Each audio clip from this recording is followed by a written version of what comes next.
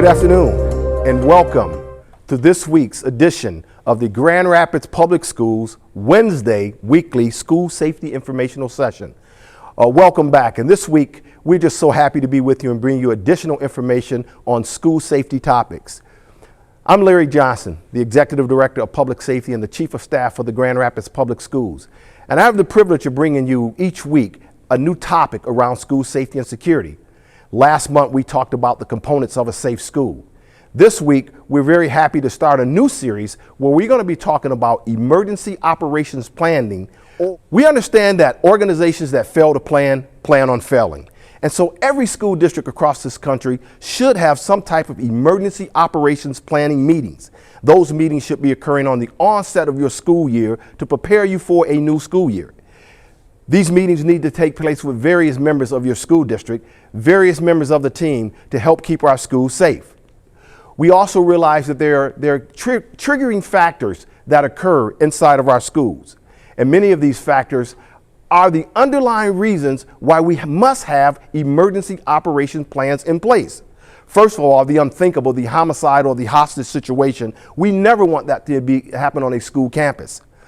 Also, bomb threats. Bomb threats have become just a way of that young people are getting us to dismiss schools. So we want you to have a plan for how we deal with bomb threats, the natural disasters, and of course, the domestic violence. And what does that look like inside the schools when our young ladies and our young men are assaulting each other based on a relationship? And then the unthinkable again, a fire, bathroom fires, hallway fires, things that young people may do to distract our administrators, distract our instructors from a school day. We also want to take into account what happens in our community can happen on the school steps of the school. Remember, the schools is nothing more than a microcosm of the community, and what happens in our community, it will come to our school. So gang-related activities. Viewers, if it looks like a duck, walk like a duck, quack like a duck, it's a duck. So we must have an operational plan that address gang-related activities. And then finally, weekend events. Weekend events that end up in the school environment. The skating rinks, the malls, the gathering places of young people. Those events, if not mitigated correctly, can end up inside of our school and disrupt the school day. We also want you to consider the off-campus events that could have an impact on your school day. And this is one of the critical reasons why emergency operations planning is so important. So we consider our natural disasters, traffic accidents that may involve the families of our students or even our students, civil unrest or civil disturbances. We are in a life now or a world now where many disruptive activities based on world events are ending up in the school environment. Terrorism, and again, gang-related activities. We stress gang-related activities because they can also be a distraction inside the school, but it's an off-campus event that can end up in the school campus as well. And then weekend events that end up on the school campus. Again, we stress those two because those are the realities of school operational planning. Weekend events, gang-related activities that are disrupting our school environment. So how do we get to where we need to go as it relates to setting up a committee for school operational safety planning? Who are the players? Well, there's various players that need to be at the table in the onset. Of course, law enforcement, our fire and EMS. We also have to consider emergency management, our educators, community resources, clergy, parents, all of the above. But don't forget about our students, our scholars. We must have our scholars' voice involved in how we prepare for emergency operation planning in the school. Remember, our students have the answers. They have the answers. We must make them an important part of this component. So what are the steps to establishing a good emergency operations planning? Here in the Grand Rapids Public Schools, we put together a pretty comprehensive operational response plan. It is based on an all-hazards approach to emergency management. It looks at the 5 phases of emergency management. So how do we establish this? First of all, we establish a committee. And who should be on that committee? Our school environment, our external partners. We have to encourage the corporation of those individuals. We have to identify what is our mission? What are we trying to accomplish when we put together a school safety committee to address emergency operations planning? We must design our plan and implement that plan. And then we must also evaluate the plan to see what parts of that plan needs to be changed. And that evaluation must be a continuous, ongoing process. It cannot be a one-stop shop. Once that plan is developed, it must be evaluated on a regular basis. We need to develop site procedures and where do we take kids in the event of evacuation? Where do they move in the event of a lockdown in a school? And then external reviews. Sometimes we think we have all the answers within the school, but it's so important to get a voice from outside. You, the parents, our viewers. We want to hear from you to see how our plans are working. And then you got to train on this plan. You have to train staff. No plan is worth the effort if you're not going to train and evaluate that plan. And then we test that plan by regular tabletop exercises, functional exercises, and full-scale exercises. You must test your plan. You know, a crisis can occur anywhere at any time. The need to develop a comprehensive crisis management plan should be at the top of a school educator's agenda. A well-organized plan may mean the difference between a level-headed actions, solutions, or danger and panic. So why not? Why not?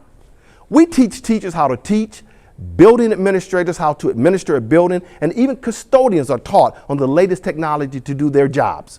Has anyone ever taught us how to respond to a violent, critical incident in our schools? Emergency operations training and planning is critical to the school environment. So you must develop a plan, a model school crisis plan. That plan must have a NIMS compliant.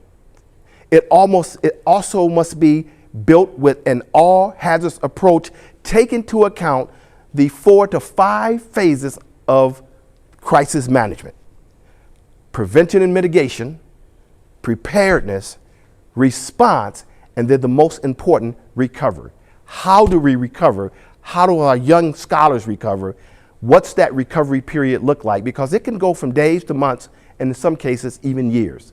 So mental health becomes very important for our young people. But as you get ready to prepare your plan, understand that there's no such thing as a model plan. A model plan concept is one of the dangerous things we can do. Is it really good? Is this plan really as good as we think it is? You have to customize any part of the plan that you want to use. It has to be customized for your organization, customized for your particular school, the area of the community in which you sit. That plan must be customized. Building level plans must be overlaid with a district level plan. And then templates work well, but they also must be heavily customized. Some of the elements that our plans must be considered is this: early warning signs, communications and warnings, evacuations, evacuation procedures, preparedness response, prevention and mitigation. We're talking about training. We're talking about redundancies. Equipment. Do you have the right equipment to effectively create an operational safety plan? Then we want to get involved in tabletop exercises. That's the what ifs. That's bringing your staff together in your professional learning teams. That's bringing parents together in parent-teacher conferences and talking about the what ifs around the table. We move those tabletop exercises into what we call full-scale exercises or functional exercises, working with local law enforcement, emergency managers, police, fire, to really see if this plan is going to work in the event you have to use it. And then we want you to evaluate your plans again and put a process in place, working with mental health professionals and qualified evaluators to look at your plan and critique your efforts. There are many reasons why plans fail, but I'm going to list to you the top 10 reasons why plans fail as it relates to operational management. First of all, a plan in a can. It was not developed with adequate input from officials. It was purchased off the shelf. It did not incorporate the Incident Command, ICS, or NIMS, the National Incident Management Systems. It did not use an all hazards approach. And what an all hazards approach is, we cannot write a plan for every conceivable event that would happen in a school environment. But what we can do is write a set of plans that can be modified to meet the needs of any incident. And then when you combine a prevention plan with an emergency operations plan, your plan is doomed for failure. Plans that have poor formatting and indexing, what makes it very difficult to find that plan in the event of an emergency. The brain does not operate effectively under stress, so you must know where to go. So color-coded formatting in that plan and identify components in that book will help you get to the right area that you need to get to in the event of an emergency. Poor content. Many times we just have poor content in our book and we haven't taken the time to research. Mismatched plan components and plans not developed with a team that has emergency management background. Yes, you must include emergency managers internally and externally. And then when these plans are not evaluated effectively or evaluated by an external source, take the time to engage your emergency managers from your county, from your state, and from your city so they can put a different set of eyes on that plan. And then inadequate distribution, training, and testing. Every book must be tracked. So if there's a redaction in a book, a change in a book, that every book across the district is changed and you don't have a bad book floating out there. You know, this is the day and age of technology. Many of these plans need to be moved to electronic versions and get them into your iPhones, get them into the computer, getting them online rather than the paper copies. Who should possess these books? You know, if you're working in a school district in the Grand Rapids Public Schools, we want these books to be in the hands of our principals, our assistant principals, security, cabinet members, and other key administrators. And then we're not saying you need to know every concept and every component in that book, page to page, but what we want you to be able to do is be able to find the information in the event of an emergency. The plan must have components that address after-school issues, athletic issues, 21st century learning programs, field trips. So that plan must be comprehensive from 8 in the morning to 10 p.m. at night, from the time that the district opens to every kid is safely home. So what are some other documents that we must consider in our operational safety plans? Our what to do if sheets.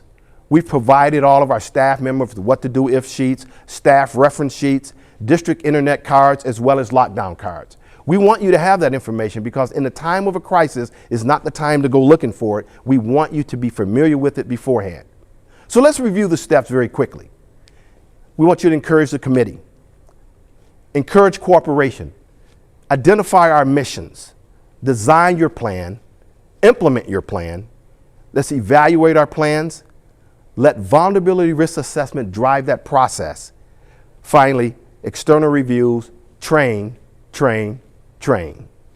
You know, each week we want to bring you a different topic, and we're going to dig more into creating and maintaining a safe school over the next couple weeks. We want to talk more about emergency operations planning, because that is the backbone to a school safety protocol. But we want to hear from you as well. So if you have questions about this week's message, contact us at securityquestions@grps.org. That's securityquestions@grps.org. And we thank you for attending this week, and we hope to see you again next week.